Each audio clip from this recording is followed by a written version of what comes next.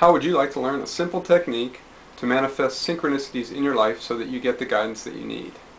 That's the intention of this video from my blog at letmagichappen.com. I'm Dr. Larry Burke, author of Let Magic Happen, Adventures in Healing with a Holistic Radiologist. The Let Magic Happen technique that we're going to be learning is included at the end of the epilogue of the book. And the epilogue is essentially about all the synchronicities that occurred during the writing process. The 7 steps in the technique are: 1. Set a powerful intention of your highest goal. 2. To ask to be made into a hollow bone to allow the spirit to move through you. 3 is to let go of any preconceived notions as to how this will happen. 4 is to request guidance for discernment along the way. 5 is to get out of the way so the universe can work through you for the highest good of all. And 6 is to be curious about how the mystery will unfold. And 7, finally, is to let magic happen. So to illustrate the steps in the technique, I'm going to actually be using the process of writing my book and how the technique actually unfolded in that way. So back in the spring of 2010, around April or May, I gave a talk where I told a lot of the stories that were going to eventually be in the book, and I realized I had so much fun doing it that I ought to write it all down. So I set the intention to write the book over the next 2 years and made an outline and started filling in the different chapters as I went. I got a lot of material written down over the next year, and then realized that I really needed to do some serious editing, which is the second step of the process, which is to be asked to be made into a hollow bone so the spirit can move through you.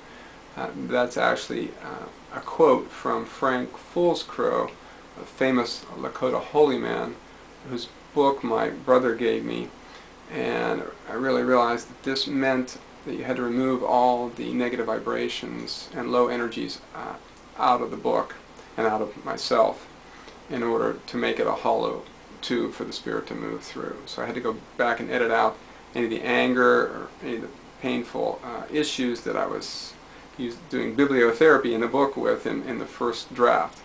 And in doing that, I raised the vibrations of the book overall. And that's actually the hardest step of this whole process is becoming a hollow bone. Next step I went through was to start looking for a book agent and then shopping it to various publishing houses. I did that process, but that quest was unsuccessful, and I then had to let go of my preconceived notions about how this is going to happen, which is step 3, which means I had to start considering self-publishing, and I had no idea how to do that, and so I really had to move to the next step, which is to request guidance for discernment along the way. As I sorted through a variety of dozens of different self-publishing companies and finally picked one, Pedernales Publishing, which resonated with me as a 2-person outfit in Texas.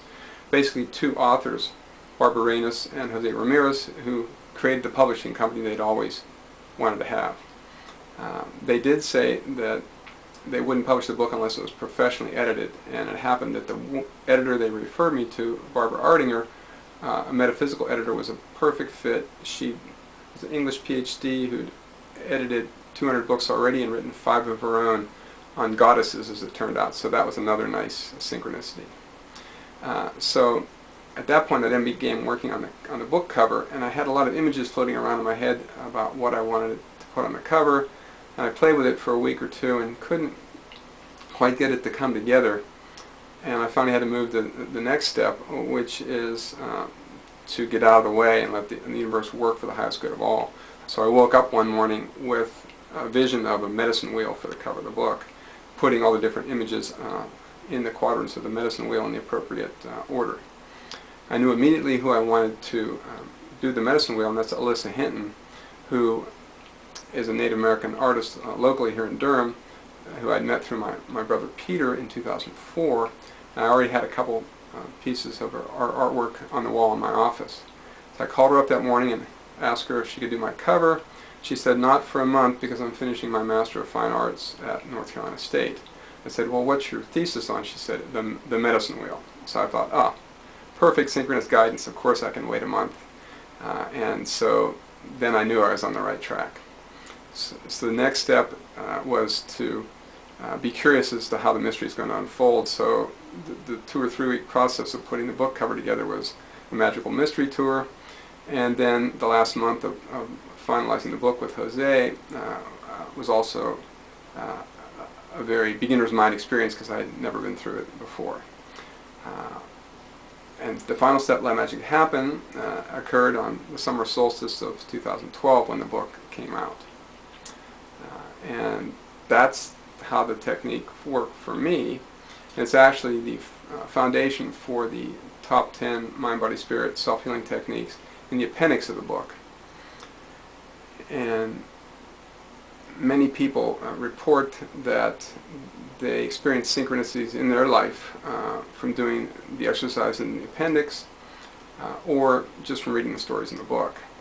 And so if you haven't subscribed to my newsletter yet, there's an opt-in gift of the top 10 healing techniques in a PDF form with a video link illustrating each one of the exercises similar to this one. So that's available.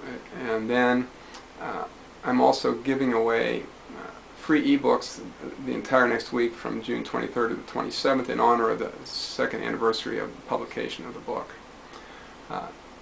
The details are provided in my June 2014 newsletter, and the free ebook will be listed as $0 for the Kindle version on Amazon.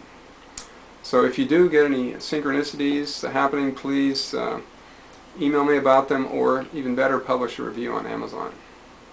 So thanks, and let magic happen.